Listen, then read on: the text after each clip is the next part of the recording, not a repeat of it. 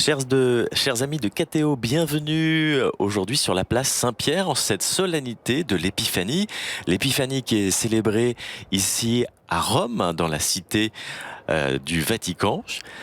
C'est une solennité qui est fêtée tous les ans le 6 janvier et le pape vient de célébrer la messe dans la basilique Saint-Pierre avec toute l'assemblée réunie et nous allons l'entendre à l'Angélus de cette fenêtre où il va prononcer son discours pour ce jour et prier cette prière de l'Angélus.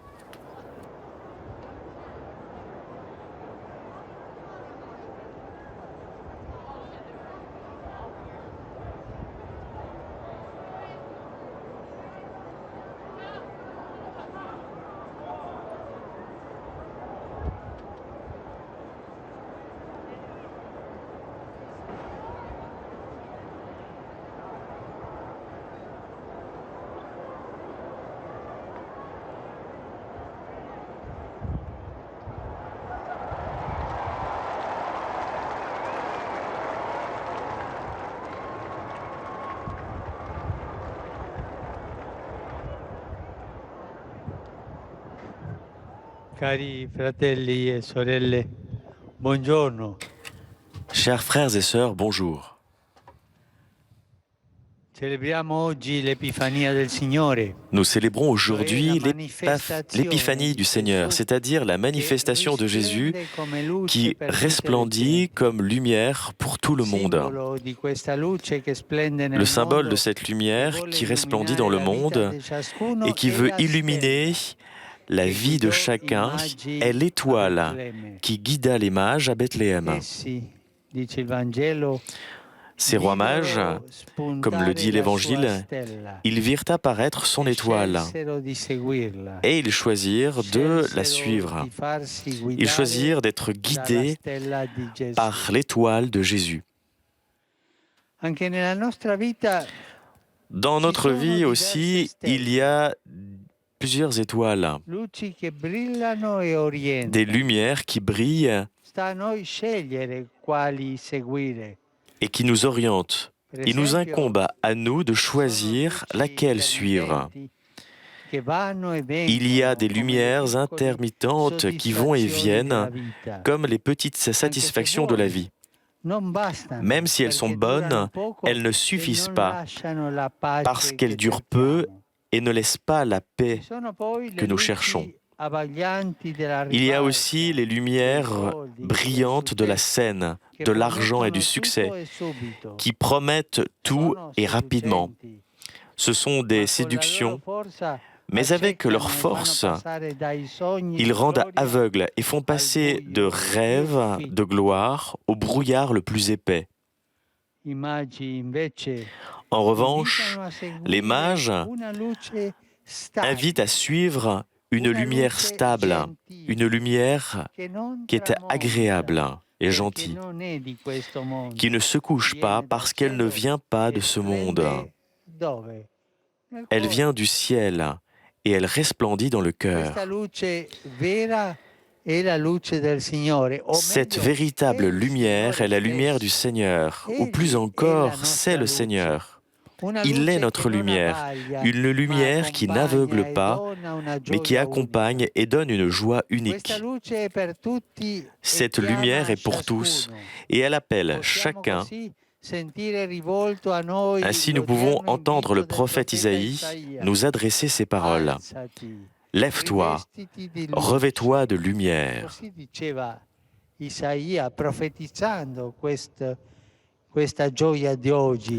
Et ainsi, Isaïe prophétisait cette joie. Au début de ce jour, nous pouvons accueillir cette invitation. Lève-toi et revêt-toi de lumière. Suis aujourd'hui entre toutes ces étoiles déchues du monde la lumière lumineuse de Jésus. en la suivant, nous aurons la joie, comme ce qui arrive aux mages. En voyant l'étoile, ils éprouvèrent une très grande joie. Parce que là où est Dieu, là il y a la joie.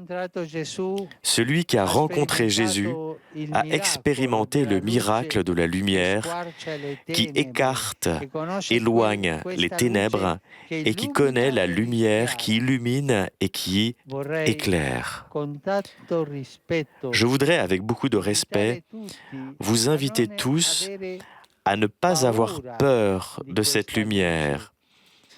Et je voudrais vous inviter à vous ouvrir au Seigneur.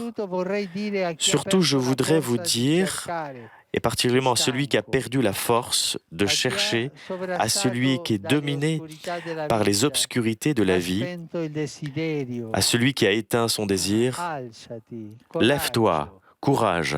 La lumière de Jésus sait vaincre les ténèbres les plus obscures. Alors courage. Comment trouver cette lumière divine? Suivons l'exemple des mages, que l'Évangile décrit toujours de manière en mouvement. Les mages sont en mouvement. Celui qui vient, qui veut la lumière, en effet, il sort de soi-même et il cherche. Il ne reste pas fermé à regarder fixement ce qui arrive autour de lui, mais il met en jeu sa propre vie. La vie chrétienne est un chemin continuel, fait d'espérance et de recherche. Un chemin qui, comme celui des mages, continue même quand l'étoile disparaît momentanément de la vue.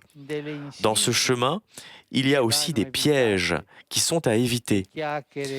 Les bavardages superficiels et mondains qui freinent l'avancée de chacun de nous. Les caprices qui sont paralysants et l'égoïsme. Les embûches du pessimisme qui attaquent l'espérance. Ces obstacles bloquent les scribes dont parle l'Évangile d'aujourd'hui. Ils savaient où était la lumière, mais ils ne se sont pas bougés.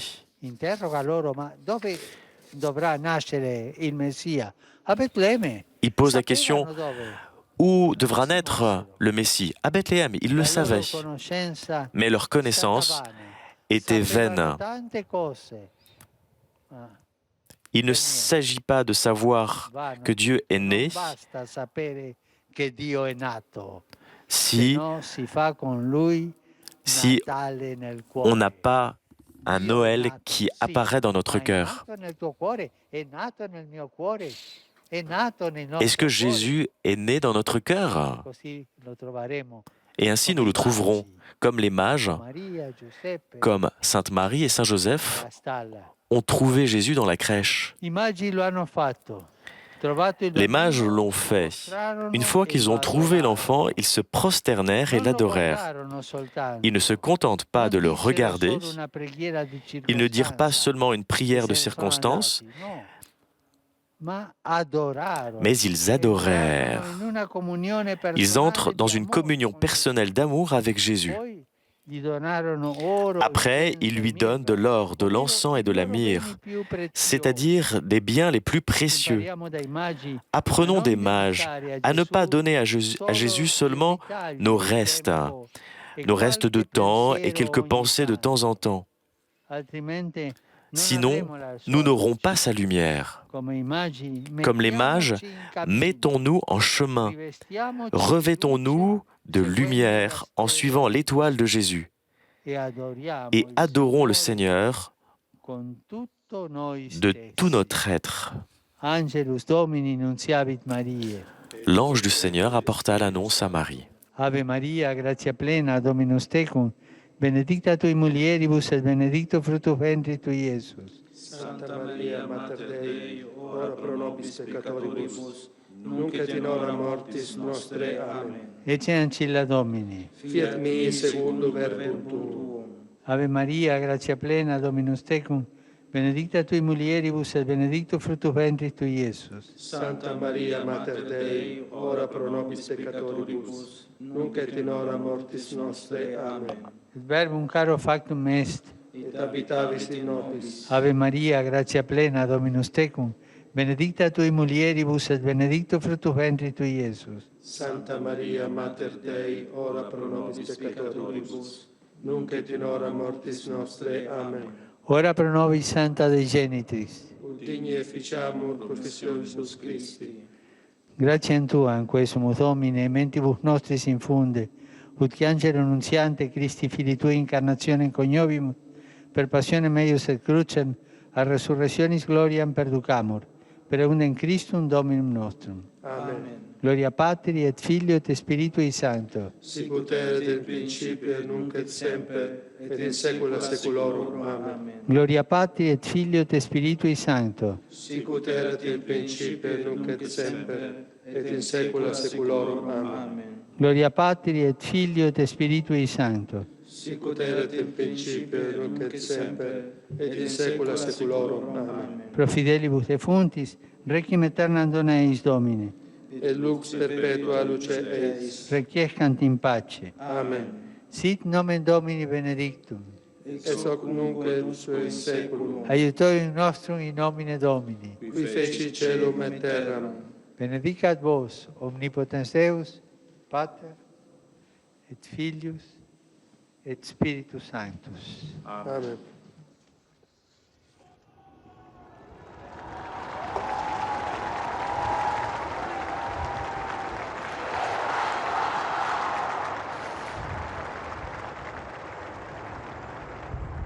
Domani, les comunità ecclesiali dell'Oriente Demain, les communautés ecclésiales de l'Orient qui suivent le calendrier julien célébreront Noël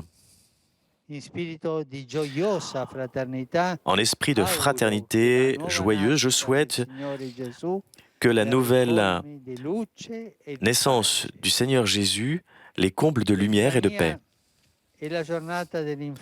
L'épiphanie est aussi l'occasion de la journée de l'enfance missionnaire. J'encourage tous les enfants et les jeunes qui, dans tant de parties du monde, s'engagent à porter l'Évangile et à aider tous ceux qui sont en difficulté. Je salue aussi ceux qui sont venus de différentes parties d'Italie, du Latium, des Abruzzes, et je remercie l'œuvre pontificale de l'enfance missionnaire pour ce service éducatif. Je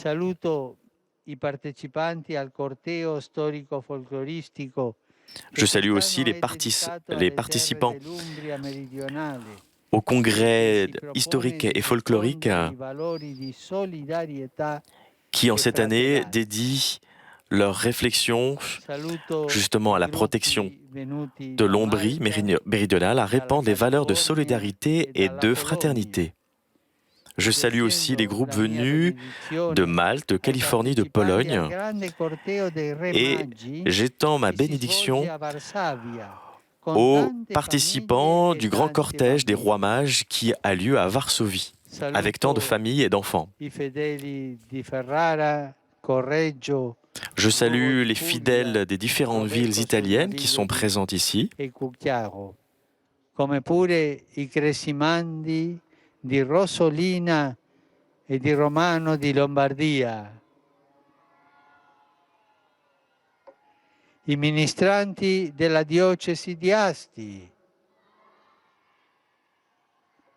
i ragazzi di Codogno al Serio e gli amici e volontari della Fraterna Domus.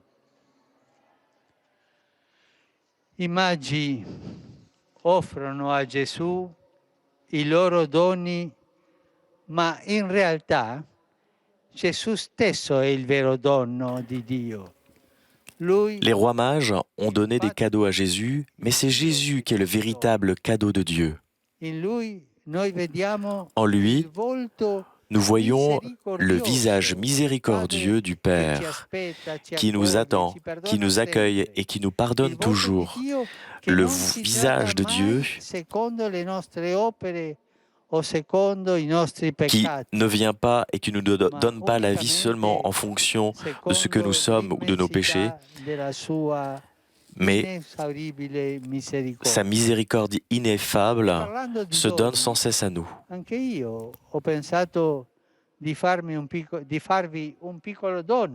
Moi aussi, j'aurais aimé vous faire un petit cadeau.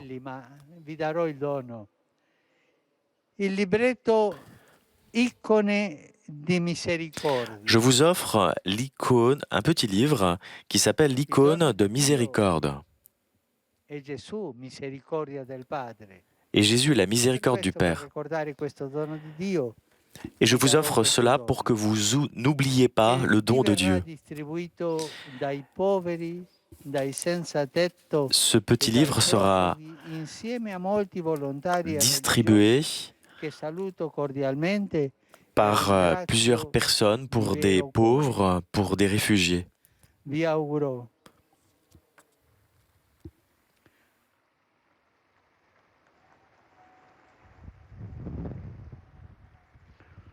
Je vous souhaite une année de justice, de pardon, de sérénité, mais surtout une année de miséricorde. Cela vous aidera de lire ce livre. Per favore, non vi scordate di farmi anche voi il dono della vostra preghiera. Et merci de me faire le cadeau du don de votre prière. Que le Seigneur vous bénisse. Bonne fête, bon déjeuner et au revoir.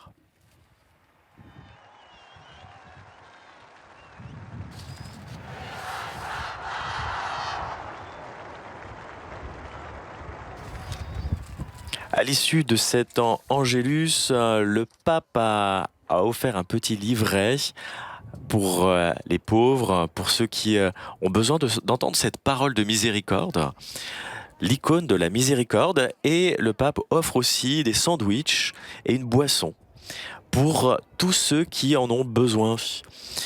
Lors de son message, il parlait justement d'offrir des cadeaux, les cadeaux des mages, qui viennent offrir l'or, la myrrhe et l'encens, alors que le véritable cadeau, c'est Jésus lui-même.